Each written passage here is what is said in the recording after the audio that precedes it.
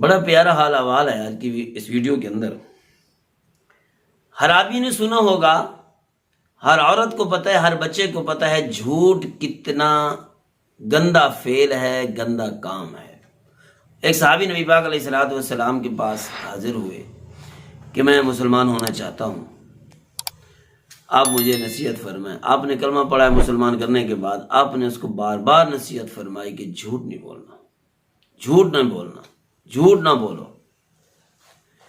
اور حدیث مبارکہ بھی ہے، ان الکذب فجور و ان الفجور یہدی الی النار۔ جھوٹ گناہ کا کام ہے اور گناہ کا انجام جہنم ہے۔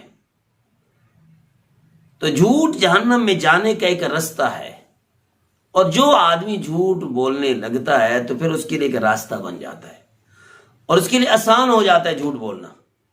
پھر ایک کے بعد دوسرا، دوسرے کے بعد تیسرا، بولتا بولتا بولتا چلا جاتا ہے، لیکن آخر دیر نہیں لگتی کہ پھر وہ بھانڈا جب پھوٹتا ہے تو انسان بدنام ہو کے رہ جاتا ہے۔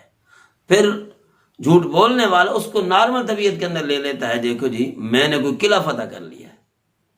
اور جھوٹ ہر وقت گندا ہے سوائے ایک دو میدانوں کے۔ وہ کیا ہے؟ فاصلے ہو بین اخوین، صلح کرانے میں، اور خاص طور پر صلح جو ہے میاں بیوی کی کرانے میں، کیونکہ یہ جب ٹوٹتے ہیں، یہ جب یوں سے جب یوں ہوتے ہیں نا، اللہ کا عرش ہل جاتا ہے۔ یعتز بہ عرش الرحمن۔ جب ایک گھرانہ ٹوٹتا ہے زمین کے اوپر تو اللہ کا عرش ہل جاتا ہے۔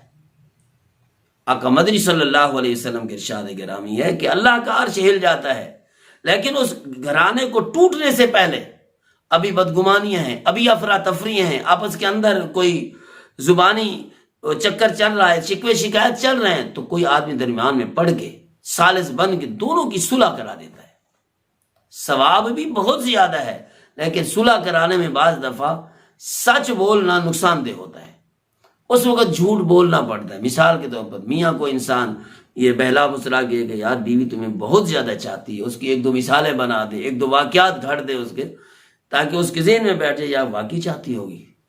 اور اسی طرح بیوی کے پاس پہنچ کے اس کو میاں کی طرف سے باتیں لگا دے کہ بھئی آپ کا خاوند آپ کو بہت زیادہ چاہتا ہے، آپ کی وجہ سے پریشان ہے، آپ سے تعلق نہ ہونے کی وجہ سے بہت زیادہ وہ پریشان ہے، اور اس کی زندگی کے اندر سکون نہیں رہا، وغیرہ وغیرہ۔ ان کو ایسا ایسا قریب کرے، احساس دلاتے دلاتے ان کو قریب کر کے آئے۔ ثواب بھی بہت، لیکن یہاں پر جھوٹ بولنے کا گناہ بھی نہیں ہے، بلکہ یہاں پر جھوٹ سے درگزر کیا گیا ہے، الٹا صلح کرانے کا ثواب ہے۔ لیکن اس کا مطلب یہ بھی نہیں کہ خواہ مخواہ کا جھوٹ بولتے رہو، نیت صلح صفائی کی ہو اور نیک نیتی کے ساتھ انسان کوشش کرے۔